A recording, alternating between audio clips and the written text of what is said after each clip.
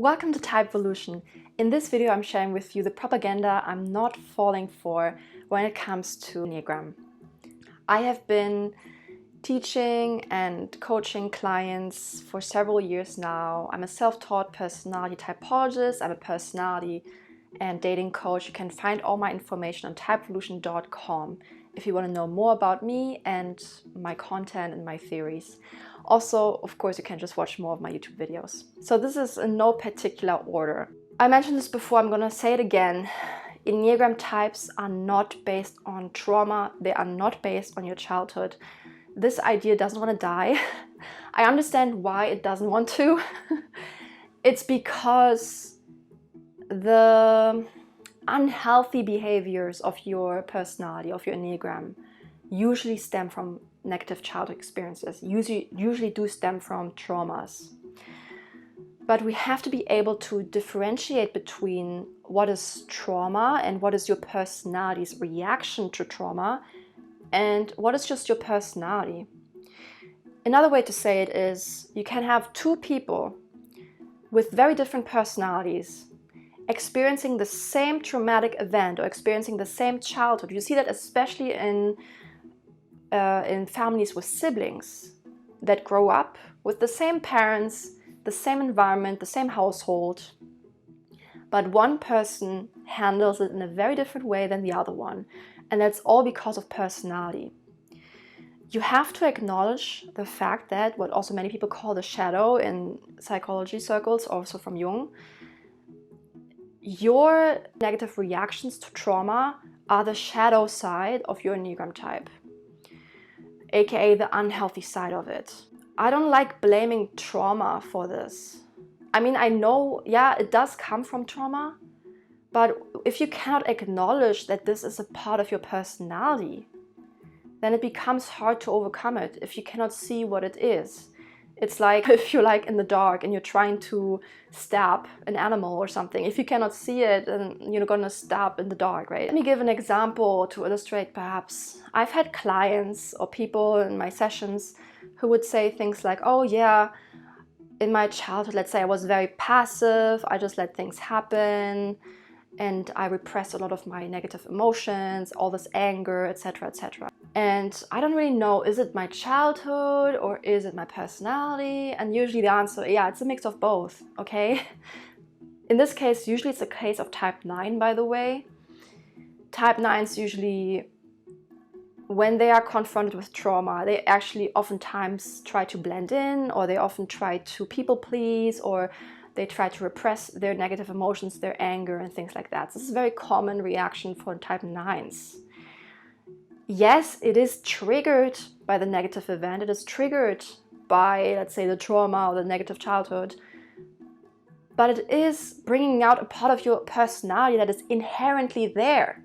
A different kind of person would react to the same thing in a very different way. For example, a more extroverted person. By the way, I don't believe 9s can be extroverts. 9s are introverts. So an extroverted person, what I noticed, they tend to act out more. They tend to become very outwardly rebellious, or they might run away. And I mean, once again, not every extrovert is going to do that. There's going to be introverts who run away as well. I think actually it's oftentimes related to extroverted sensing, by the way, which is from Jungian system. So you see how I kind of explain different things with different aspects of the theory, because you all have to use it holistically. Your personality is inborn. At least that has been my experience over all these years. However, yes, traumas will bring out the worst in it. That's just how it is. But you have to acknowledge that this is your personality in order to overcome it, in order to become better. Because there's also a high side, right, to the type 9.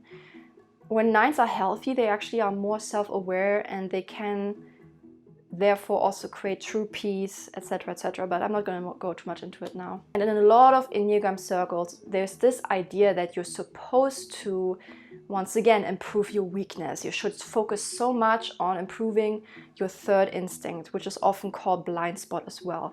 It is the instinct your personality inherently values the least.